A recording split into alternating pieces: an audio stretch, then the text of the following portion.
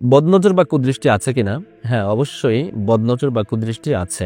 কুরআন এবং হাদিসে যে বিষয় বলা আছে সেটাকে কি আমরা না বলতে পারি? আমরা কিন্তু সেটাকে না বলতে পারি না। কুরআন এবং হাদিস অনুযায়ী যেটা হ্যাঁ, আমরা সেটাকে হ্যাঁই বলি, যেটা না সেটাকে আমরা নাই বলবো। সেটা এখন যত পছন্দ হোক বা অপছন্দ যাই হোক না কেন।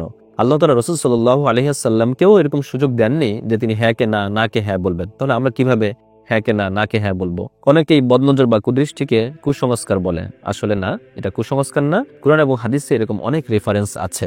বদনজর এবং কুদৃষ্টির বিষয় যদি আপনি বুঝতে চান, তাহলে অবশ্যই আপনাকে বুঝতে হবে যে আল্লাহ তাআলা জিন জাতি তৈরি করেছেন। জিনদের মধ্যে ভালো জিন, খারাপ জিন দুটাই আছে। মানুষ তৈরি করেছেন, মানুষদের মধ্যে ভালো মানুষ এবং খারাপ মানুষ দুটাই আছে। তো এই যে খারাপ জিন, খারাপ মানুষ, এদের কাজ কি? এদের কাজ হলো মানুষের ক্ষতি সাধন করা। এরা ক্ষতি সাধন করে বিভিন্ন ভাবে। বদনজরটা তৈরি হয় বিভিন্ন মাধ্যম ধরে। সেটা হলো যে ব্যক্তি বদনজর দেয়, কুদৃষ্টি দেয়, তার চিন্তা চেতনা, তার ধ্যান ধারণা, তার কথাবার্তা, তার কোনো কাজ, সর্বশেষ যেটার মাধ্যমে সে ক্ষতি করে সেটা হলো তাবিজের মাধ্যমে বা কালো জাদুর মাধ্যমে।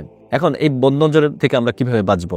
এই বিষয়ে আল্লাহ তাআলা সূরা কাহফের মধ্যে বলছেন যে ওয়ালাউলা ইয দাখালতা জান্নাতাকা কুলতা মাশা আল্লাহ লা কুওয়াতা ইল্লা বিল্লাহ। এই আয়াতের যে অর্থ, সেখান থেকে আমরা এটা শিখতে পারি যে আমাদের কোনো ব্যক্তিকে যদি পছন্দ হয় বা কোনো ব্যক্তির কোনো অঙ্গকে যদি আমাদের পছন্দ হয় বা যেটাকেই যদি আমাদের পছন্দ হয়, সেটা কোনো বস্তু হোক, প্রাণী হোক, ফুল ফল যাই হোক না কেন, এমনকি আমার যদি নিজের কোনো কিছু ভালো লাগে, তাহলে আমরা সর্বদাই বলবো অন্যের ক্ষেত্রে, নিজের ক্ষেত্রে মাশাআল্লাহ লা কুওয়াতা ইল্লা বিল্লাহ, তাবারাকাল্লাহ।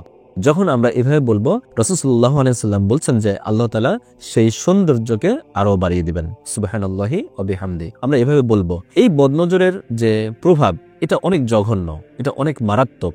জাবের রাদিয়াল্লাহু তাআলা আনহু তিনি হাদিসটি বর্ণনা করেছেন। এই হাদিসটা আমরা অনেকেই জানি যে রাসূল সাল্লাল্লাহু আলাইহি ওয়াসাল্লাম বলছেন যে বদনজরের প্রভাব এতটা মারাত্মক, এতটা বেশি যে সেটা একজন সুস্থ সুন্দর মানুষকে মৃত্যুর দ্বার প্রান্তে পৌঁছে দেয়। আবার একটা সুস্থ সুন্দর উটকে, সবল উটকে রান্নার পাতিল পর্যন্ত পৌঁছে দেয়। এটার মানে কি?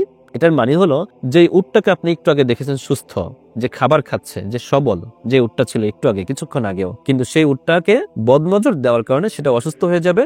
তখন এটা মালিক কি বলবে? মালিক বলবে এটাকে জবাই করে চলো আমরা এটাকে রান্না করে খেয়ে ফেলি। বদনজরের বা কুদৃষ্টির শক্তি এতটা ভয়াবহ। এই বদনজর থেকে অবশ্যই আমাদেরকে হেফাজত থাকতে হবে। এখন এই বদনজর যে আমার উপর পড়েছে কিনা বা আমি বদনজরের শিকার হয়েছে কিনা, আমরা এটা কিভাবে বুঝবো? এটা বুঝার আমাদের দরকার নাই। আপনি সর্বদাই কুরআনিক যে মেডিসিন গুলো আছে সেটা গ্রহণ করুন। সেটা কি?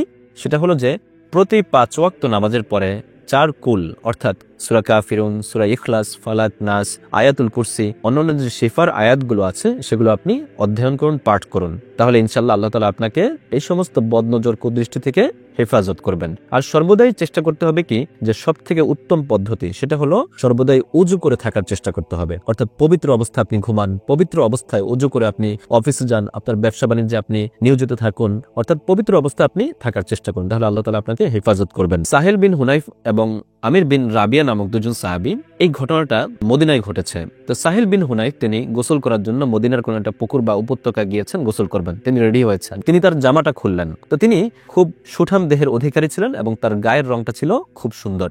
তো ঘটনাক্রমে সেই পথ দিয়ে সেই সময় যাচ্ছিলেন আমির বিন রাবিয়া, আরেকজন সাহাবী। তো আমির বিন রাবিয়া যখন সাহেল বিন হুনাইফের গায়ের রং দেখলেন, তখন তিনি বলে উঠলেন, হায় হায়, আমি তো এত সুন্দর গায়ের রং কখনো দেখিনি।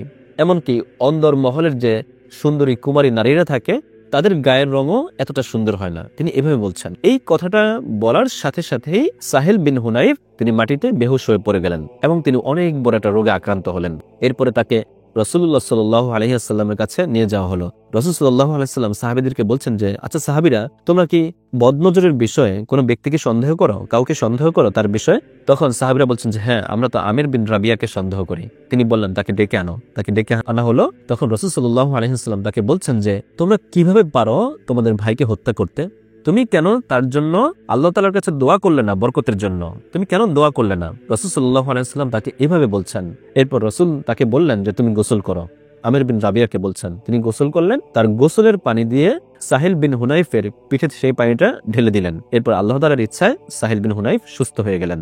এটা হলো রাসূলের চিকিৎসা। তো আমরা মানুষের কুদৃষ্টি মানুষের দিকে দিব না, আবার অন্যকে দেওয়ার সেই সুযোগটাও দিব না। এটা আমাদেরকে খেয়াল রাখতে হবে। আমরা অন্যকে ধ্বংস করব না, আবার নিজেও অন্যের ধ্বংসের কারণ হব না। এজন্য আমরা সর্বদাই চেষ্টা করব এই সমস্ত কুদৃষ্টি থেকে হেফাজত থাকার জন্য। আল্লাহ তাআলার কাছে সবসময় এই দোয়াটা করতে হবে।